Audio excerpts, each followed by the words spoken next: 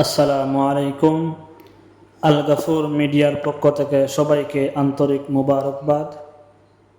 সম্মানিত ভিউয়ার্স, আশা করি মহান আল্লাহ পাক রব্বুল আলামিনের অশেষ মেহেরবানিতে আপনারা সবাই ভালো আছেন।